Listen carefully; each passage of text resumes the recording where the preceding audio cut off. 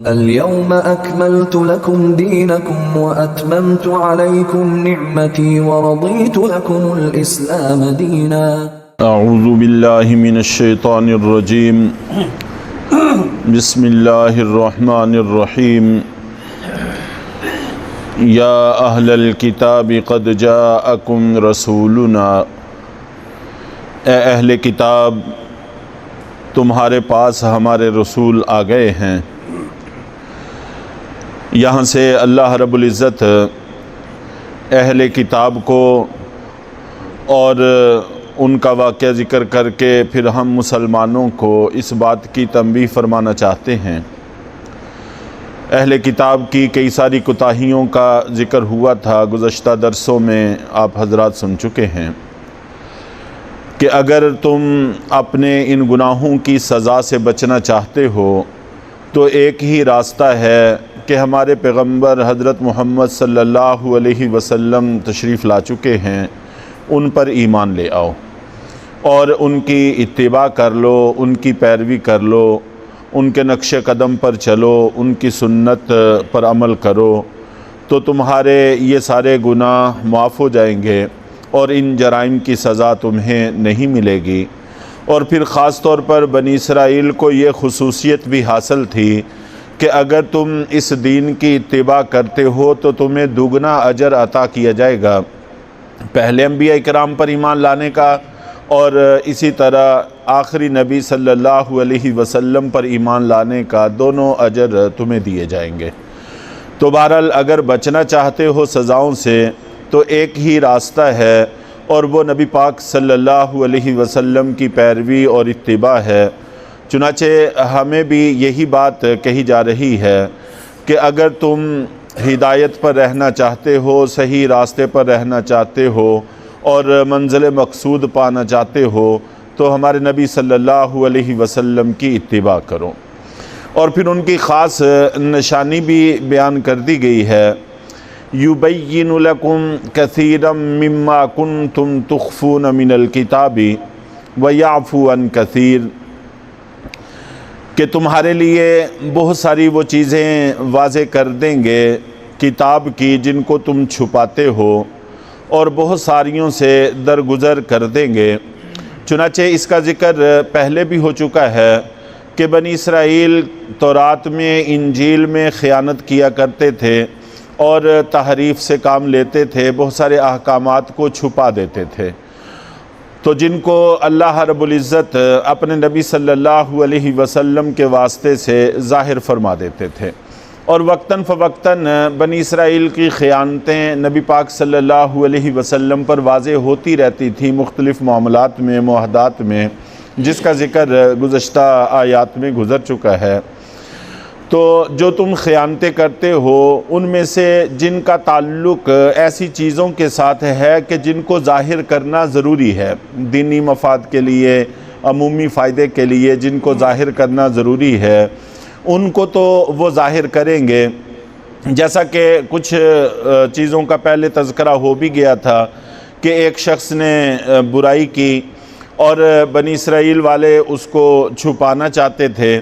اور سزا سے بچانا چاہتے تھے، یا کم سے کم یہ تھا کہ تھوڑی سزا سے گزارا ہو جائے، اس کو رجم نہ کرنا پڑے۔ تو انہوں نے اپنی کتاب کے حکم کو چھوڑ کر، چھپا کر نبی صلی اللہ علیہ وسلم سے مسئلہ پوچھنے کی کوشش کی، تو آپ نے پھر ان کو فرمایا کہ تمہاری کتاب اس حوالے سے کیا کہتی ہے؟ تو انہوں نے خیانت کی کوشش کی، جس کو اللہ کے نبی صلی اللہ علیہ وسلم پر اللہ تعالیٰ نے حضرت عبداللہ بن سلام رضی اللہ تعالیٰ عنہ کے واسطے سے ظاہر فرما دیا۔ اسی طرح ان کی کتاب جو سریانی انجیل تھی، سریانی زبان میں تھی، اس میں ایک لفظ تھا فار قلیت، جس کا معنی احمد صلی اللہ علیہ وسلم آتا ہے۔ تو انہوں نے اس لفظ کے ساتھ بھی چھیڑ چھاڑ کی تھی تاکہ نبی پاک صلی اللہ علیہ وسلم کی پیشین گوئی ہماری کتاب سے ثابت نہ ہو، اس کو بھی اللہ تعالیٰ نے ظاہر فرما دیا۔ اور اسی طرح قرآن پاک میں تذکرہ ہے کہ اللہ تعالیٰ نے 6 دنوں میں اس کائنات کو وجود بخشا تھا، اور اس کا تذکرہ پہلی کتابوں میں بھی تھا۔ اور اس میں بھی یہی تھا کہ اللہ تعالیٰ نے 6 دنوں میں اس کائنات کو بنایا، آسمانوں کو، زمین کو بنایا۔ چنانچہ سورہ قاف کے اندر یہ بات موجود ہے، لَقَدْ خَلَقْنَا السَّمَاوَاتِ وَالْأَرْضَ وَمَا بَيْنَهُمَا فِي 6 أَيَّامٍ وَمَا مَسَّنَا مِن لُغُوبٍ، کہ ہم نے 6 دنوں میں اس کائنات کو بنایا، آسمانوں کو، زمین کو، اور جو کچھ ان آسمانوں اور زمین کے درمیان میں ہے۔ اور ان کو بنانے سے، اتنی بڑی کائنات بنانے سے اللہ تعالیٰ کو کوئی تھکن محسوس نہیں ہوئی، چنانچہ اللہ تعالیٰ کو کسی آرام کی ضرورت نہیں تھی۔ لیکن ان بدبختوں نے آخر میں اس بات کا اضافہ کر دیا کہ 6 دنوں میں اللہ تعالیٰ نے کائنات کو بنایا اور 7ویں دن اللہ تعالیٰ نے آرام کیا۔ اللہ تعالیٰ کو تھکن ہو گئی تھی، اللہ تعالیٰ نے آرام کیا۔ تو اس کا تعلق بھی چونکہ اللہ تعالیٰ کی ذات کے ساتھ تھا، جس کا عقیدہ بے حد اہم اور ضروری تھا، تو اس کو بھی اللہ تعالیٰ نے اپنے نبی صلی اللہ علیہ وسلم کے ذریعے سے ظاہر فرما دیا۔ تو اس لیے ایسی چیزوں کو تو آپ ظاہر کر دیتے تھے کہ جن کا ظاہر کرنا ضروری تھا، اور کچھ چیزوں سے درگزر کر دیتے تھے کہ ان کو ظاہر کرنے میں کوئی ظاہری فائدہ تو نہیں ہوتا تھا، سوائے اس کے کہ بنی اسرائیل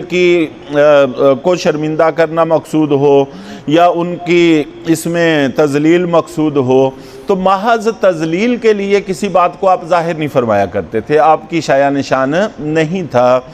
تو اس لیے کسی کی کوئی مخفی بات اس لیے ظاہر کرنا کہ اس کی تذلیل ہو، اس غرض سے نہ اللہ کے نبی صلی اللہ علیہ وسلم نے اپنے بڑے سے بڑے دشمنوں کی بات کو ظاہر کیا،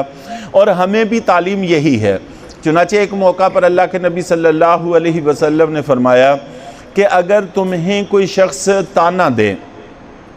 اور کسی عیب کو تمہارے کو ظاہر کرے، اور تمہیں بھی پتہ ہے کہ اس کے اندر فلاں عیب موجود ہے، تو بدلے میں تم اس کے عیب کو ظاہر نہ کرو، ہمیں اس بات سے منع کیا گیا ہے۔ تو آپ نبی پاک صلی اللہ علیہ وسلم کی تعلیمات بھی یہی ہیں اور حکم بھی یہی ہے، اور آپ کا عمل بھی یہی ہے کہ صرف اس غرض سے ان کی کسی بات کو ظاہر کرنا تاکہ ان کی تذلیل ہو، ان کی توہین ہو، تو آپ ایسا نہیں فرمایا کرتے تھے، بلکہ ان باتوں سے درگزر فرما دیا کرتے تھے اور ان پر پردہ ڈلا رہنے دیا کرتے تھے۔ ہاں ایسی باتیں جن کا تعلق عقائد کے ساتھ ہوتا، عمومی مفاد کے ساتھ ہوتا، ان باتوں کو ظاہر فرما دیا کرتے تھے، اللہ کے حکم کے ساتھ ہوتا۔ قد جاءکم من اللہ نور وکتاب مبین، اور یہ بھی پکی بات ہے کہ تمہارے پاس اللہ کی طرف سے روشنی یعنی روشن کتاب، واضح کتاب آ چکی ہے۔ یہاں پر نوروں و کتاب مبین درمیان میں واو ہے۔ واو کے بارے میں مفسرین نے لکھا ہے کہ یہ واو تفسیری ہے، جس کا معنی یہی ہے کہ نور جس بات کا یہاں پر تذکرہ ہے، آگے وضاحت میں کتاب مبین ہے کہ ہم نے تمہارے پاس روشنی بھی بھیجی ہے، اور یعنی روشن کتاب بھیجی ہے، واضح کتاب بھیجی ہے جو تمہاری رہنمائی کرتی ہے۔ اور قرآن پاک کو جگہ جگہ پر قرآن پاک میں ہی یہ نور کے لفظ سے تعبیر کیا ہے، تو جس کی مثالیں کئی ساری قرآن پاک میں موجود ہیں۔ چنانچہ سورہ نساء میں بھی پیچھے گزر چکا ہے، اور آگے سورہ اعراف میں بھی ہے، اور متعدد صورتوں کے اندر یہ بات موجود ہے۔ اور آگے قرآن پاک کے الفاظ بھی اسی تفسیر کی وضاحت کرتے ہیں، یہدی بہ اللہ من اتبع رضوانہ، کہ ہدایت دیتے ہیں اس کے ذریعے اللہ تعالیٰ، بہ کی ضمیر ایک پیچھے کو لٹائی ہے، اور یہ ایک ہی ضمیر لٹانا علامت ہے اس بات کی کہ نور اور کتاب مبین دونوں ایک چیز ہیں۔ اگر دو علیحدہ علیحدہ چیزیں ہوتی تو پھر دو ضمیریں پیچھے کو لٹائی جاتی، تو اس سے بھی اس بات کا اندازہ ہوتا ہے۔ اور ویسے بھی اس سے نبی پاک صلی اللہ علیہ وسلم کا تذکرہ اسی آیت کے شروع میں گزر چکا ہے، یا اہل الکتاب قد جاءکم رسولنا، کہ ہم نے تمہارے پاس رسول بھیج دیے ہیں۔ رسول کا تذکرہ پہلے ہو چکا ہے۔ البتہ بعض مفسرین کا خیال یہ ہے کہ نور سے مراد یہاں پر نبی پاک صلی اللہ علیہ وسلم ہیں،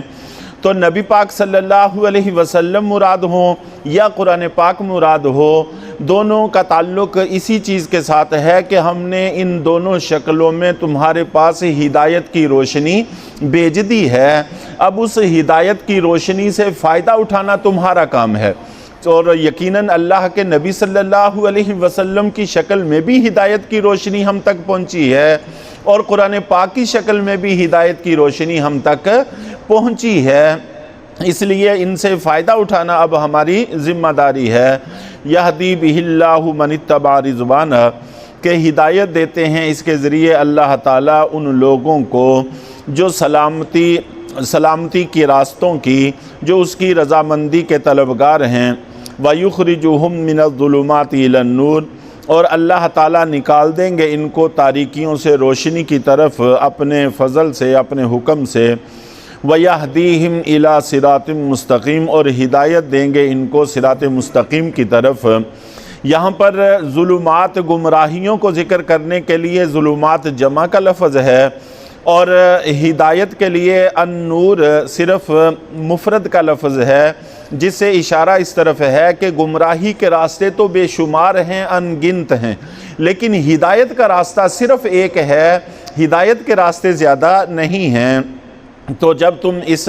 اللہ کے نبی صلی اللہ علیہ وسلم کی اتباع کرو گے، قرآن پاک کی اتباع کرو گے، تو نتیجے میں اللہ تمہیں ہدایت بھی دیں گے،